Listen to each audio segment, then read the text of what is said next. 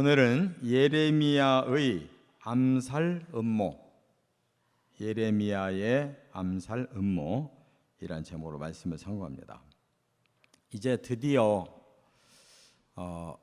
예레미야는 심각한 고난에 빠지게 됐습니다. 그동안 계속 하나님의 말씀이 임하는 대로 전했더니 사람들이 이 말씀을 거부하는 정도가 아니라 이제는 말씀 전하는 예레미야를 죽이려고 암살을 시도하는 거예요. 예레미야는 아무 죄도 없습니다. 그냥 하나님이 주신 말씀을 전한 것뿐인데 이 백성들이 말씀을 듣기 싫으니까 아예 말씀 전하는 사람을 죽여버리려고 하는 거예요. 그런데 더 큰 충격은 뭐냐면 예레미야 고향 사람들이에요. 아나돗이라고 하는 이 예레미야가 거기 출신인데 그 사람들이 주동을 해서 예레미야를 제일 미워하고 그들이 예레미야를 죽이려고 했으니까 이 사실을 안 예레미야가 얼마나 충격을 받았겠어요. 그래서 우리는 이 본문이 짧지만 이건 보통 심각한 문제가 아닌 거예요. 이건 예레미야뿐만 아니라 바로 그 배후에 계신 하나님까지도 그렇게 적대시하는 그것이 지금 세상의 모습입니다. 이걸 우리가 영적 분별을 분명히 하고 이 영적 전쟁이 이와 같이 치열하다는 거. 여기에서 우리는 한쪽에 들어설 수밖에 없어요. 이걸 드나드는 사람이 있어요. 이쪽 저쪽 밟으면서 편리하게 살으려고 하는 사람이 있는데 그런다고 무사할 수가 없습니다. 우리는 정말 종말이 되어갈수록 한 길만 선택해야 되는 거예요. 양다리 걸쳤다가는 가장 치명적인 멸망을 당하는 것입니다. 그리고 여기서 우리가 깨닫게 되는 건 바로 하나님의 말씀을 정직하게 전한 사람들이 고난을 다 받고 있는데 우리가 앞에 이사야서를 했잖아요. 이사야서 내용이 얼마나 무섭게 질책을 했어요. 결국 이사야도 그 성경에는 나오지 않지만 전승에 보면 순교를 당하는데 이 히브리서에 보면 가장 그 무섭게 죽임당한 사람 그가 바로 이사야를 의미하는 것입니다. 그리고 예레미야도 똑같이 이렇게 여기서뿐만 아니라 이제 다음으로 계속 나갈수록 그를 죽이려고 계속 음모가 일어나서 가장 그 치명적인 그 박해가 뭐겠어요? 바로 예수님이잖아요. 예수님도 나사렛 사람들이 죽이려고 그랬거든요. 그리고 결국 자기 동족 유대인에 의해서 로마 총독에게 고발을 당해가지고 로마의 가장 극한 사형법인 십자가에 돌아가시잖아요. 그렇게 인류의 죄악이 크기 때문에 예수님의 희생이 하나님 앞에 그들의 모든 죄값을 다 치를 수가 있는 충분한 조건이 된 거예요. 그러니까 극적인 것이 너무나도 중요한 말씀이에요. 첫째, 18절 19절에 보면 예레미야의 충격 토로를 볼 수가 있어요. 너무 충격을 받아서 이걸 하나님 앞에 아뢰입니다. 그런데 이 구체적인 내용은 예레미야는 아마 사람에게 들었을 거예요. 자기 친척 중에 누군가가 당신 죽이려고 하니까 피해라 이런 말을 들었을 거예요. 이제 그것을 이제 하나님 앞에 토로하는 거예요.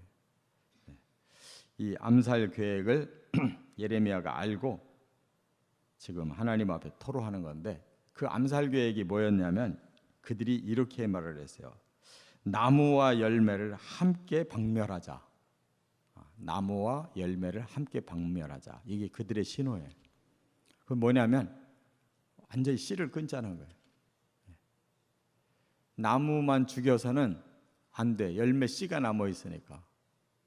그러니까 예레미야만 죽여서는 안 된다. 예레미야의 씨가 남으면 안 된다는 거예요. 말씀의 씨가 남으면 또 전할 거 아니에요. 그러니까 박멸이라는 건 뭐예요? 완전히 뿌리를 끊어내는 걸 박멸이라고 해요. 이렇게 무서워요, 세상에. 자기 동족이고 더구나 자기 고향 사람들이 예레미야를 아예 씨까지도 박멸하자고 그랬어요. 이와 같이 이 땅에서 그의 이름이 다시는 기억되지 못하게 하자. 무섭잖아요. 이 역사 속에서 그의 이름을 지워버리세요. 근데 어떻게 됐습니까? 역사 속에서 그의 이름이 아주 높이 드러났잖아요. 그러니까 사탄의 도모, 이 악한 사람들의 도모는 그대로 되는 게 아닙니다. 그 당시는 고난이고 죽음이어도 그 후대는 바르게 그 역사가 남는 거예요. 하나님이 그렇게 의인의 이름을 멸하실 리가 없어요. 그래서 지금은 의인들이 다 죽고 실패한 자 같고 역사에 흔적이 없이 사라지는 것 같아도 절대 그렇지 않아요. 이 믿음이 없는 사람은 타협하는 거고, 이 믿음이 있는 사람은 이 당대에 사라지고 이름이 사라질 것 같아도 그 믿음은 승리하는 겁니다. 그래서 예레미야가 이렇게 자기 심정을 밝혀요. 끌려서 도살당하러 가는 순한 양의 모습이다 그랬어요. 자신은 거기에 반항도 할 수 없대요. 왜냐하면 하나님의 그 무서운 말씀을 전했으니 그런 반응이 올 것이 당연하잖아요. 그러니까 자신은 그냥 도살당할 양이에요. 그냥 끌려가면 끌려간다는 거예요. 순한 양이래요. 마치 예수님에 대한 예언을 여기서 하는 것 같아요. 이사야 53장에도 이사야가 그렇게 예언했잖아요. 메시아는 도살할 양과 같이 끌려갈 것이다. 그런데 예레미야는 자신이 그렇게 간다는 거예요. 그러니까 이것이 바로 하나님의 사람의 모습이고 궁극적으로 예수 그리스도의 모습이라. 이런 희생을 통해서 그들이 구원받고 생명을 얻는다는 거예요. 그러니까 아나도 사람들이 자기를 죽인다면 자기는 희생양이 되겠다. 그래서 그들을 살리겠다. 이런 마음이 없다면 이렇게 말할 수 없잖아요. 이와 같이 예수 그리스도의 십자가는 자신이 희생해서 남을 살리는 겁니다. 우리 기독교는 자신이 희생돼서 남을 살리는 종교예요. 그런데 하나님 믿고 예수 믿어 자기 복 받고 남은 어떻게 되든지 이 세상에서 성공해야 되겠다고 하면 기독교인이 아니에요. 그건 아주 잘못된 기복신앙, 미신신앙이에요. 지금 우리나라에 그런 신앙이 팽배하기 때문에 이렇게 대형 교회가 돼가지고 이런 많은 불미스러운 일이 일어나는 거예요. 죽어야 될 사람들이 오히려 살아서 그 기독교의 힘을 가지고 지배하려고 하는 이런 모순이 우리 한국 땅에 벌어졌잖아요. 지도자라고 하는 사람들이 전부 비리에 연루되고 예수 믿는 대통령들이 그러면 되겠어요? 그게 바로 엉터리라는 거예요. 두 번째, 20절에 예레미야의 심판 탄원. 예레미야는 하나님께 이 심판을 맡기게 되는 거예요. 그런데 하나님은 어떤 하나님이냐?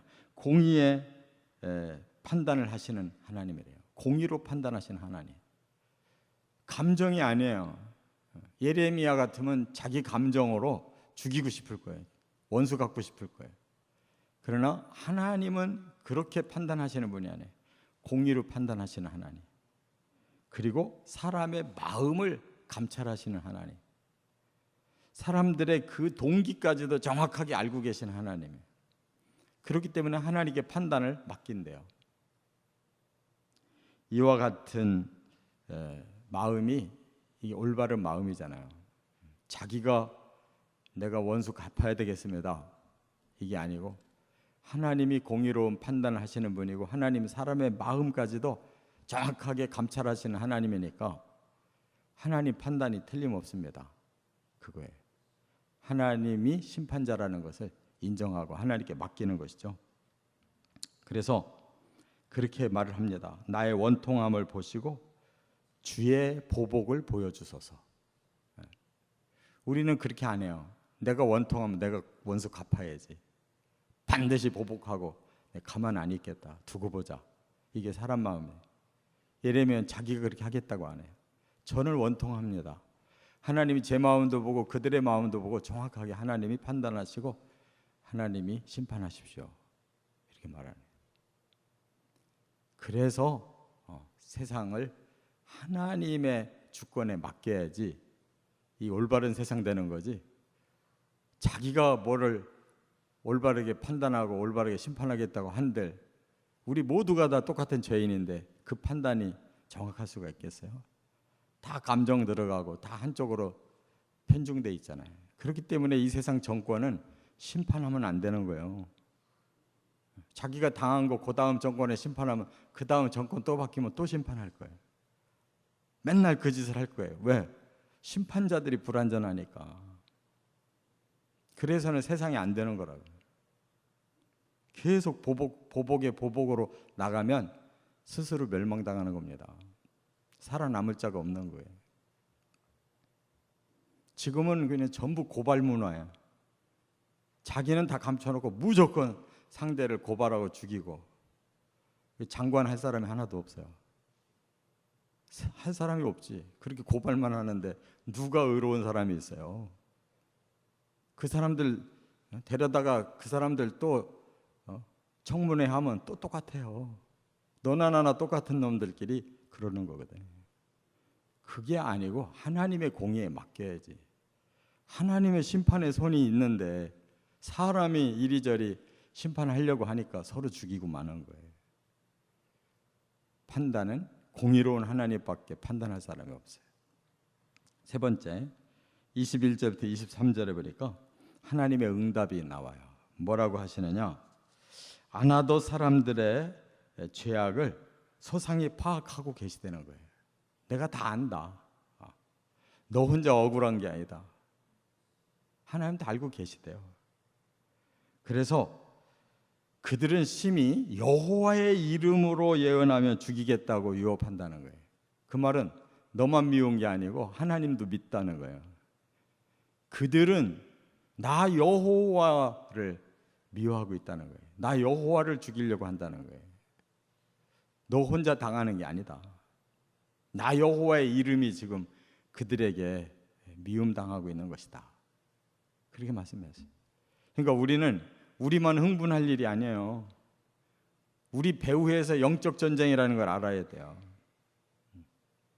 우리만 미워서 그러는 게 아니라 우리 배후에 있는 하나님을 미워하는 거예요. 그렇기 때문에 하나님이 심판하셔야지. 공의롭게 하나님이 의와 불의를 심판하셔야 되는 거예요. 그래서 하나님이 형벌을 선언하셨어요. 뭐라고? 그들을 벌하겠다. 청년은 칼로, 자녀들은 기근으로, 남은 자가 없게 하겠다 그랬어요. 아주 무서운 말씀이죠. 젊은이들은 전쟁터에 나가서 다 죽게 하고, 그리고 땅이 황폐해진 후에는 살아남은 자녀들은 그 기근에 의해 전부 멸절될 거다.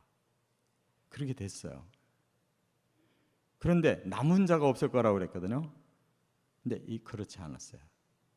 하나님은 엄하게 말씀하신 것 같아도 나중에 보니까 다 남은 자를 세워놨는데, 이 에스라서 느헤미야서에 가보면 포로에서 돌아온 사람들의 명단이 쫙 나오는데, 여기 보면 에스라 2장 23절과 느헤미야 7장 27절에 보면 아나돗 사람들의 명단이 나와요. 예레미야를 죽이려고 앞장섰던 아나돗 사람들의 포로 명단이 128명이 돌아온다는 말이 나와요. 그러니까 하나님이 이 말씀대로 남은 자가 없었다면 128명의 명단이 돌아올 수가 없잖아요. 그럼 뭘 말해요? 하나님은 이렇게 심판을 하신다고 하면서도 살리려고 하는 게 하나님이에요. 그래서 사람이 하나님 긍휼로 사는 겁니다. 그래서 살아남아 있는 거고, 그래서 아직은 안 돌아와서 나중에 구원받을 사람이 남아있는 거지, 하나님 우리 사람 같은 감정으로 하신다면 이 땅에 한 사람도 구원받을 사람이 없어요. 저나 여러분이나 얼마나 죄가 많은데 죄가 적어서 구원받은 게 아니에요. 남보다 좀 나아서 구원받은 게 아니라고. 은혜예요. 우리가 마음이 열려지고 응답을 했기에 망정이지, 아직도 안악한 자 그냥 싹 쓸어서 남을 자가 없다고 말씀하셔놓고도 나중에 다 포로에서 돌아오게 하셔서 그 후손을 이어가고 이렇게 하셨어요. 그 은혜가 남아있기 때문에 깨달으시 바랍니다. 이처럼 짧은 말씀이어도 이것이 복음의 핵심이에요. 예수 그리스도의 희생 없이 구원이 없듯이 오늘의 이 땅에서도 참된 그리스도인이 희생할 줄 알아야 구원받을 자가 나오는 거예요. 그리고 모든 판단과 심판을 하나님께 맡겨야 이 세상은 구원받을 수가 있는 거지, 서로 판단하고 심판했다는 서로 다 죽는 겁니다. 우리가 손 쓰면 안 돼요. 그리고 결국 하나님이 심판을 하시면서도 끝까지 긍휼을 베풀어서 남겨서 돌아오게 하시잖아요. 그 하나님의 마음을 안다면 우리는 하나님께 맡겨야지. 하나님은 한 영혼도 버리지 않고 끝까지 참고 그들을 돌이켜서 구원시키고 싶어 하시는 것이 하나님 마음이에요. 종말이 오는 그날까지 우리가 하나님의 심정을 깨닫고 남은 영혼들을 향해 긍휼을 베풀고 구원시키는 데 최선을 다하시기를 주의 이름으로 축원합니다.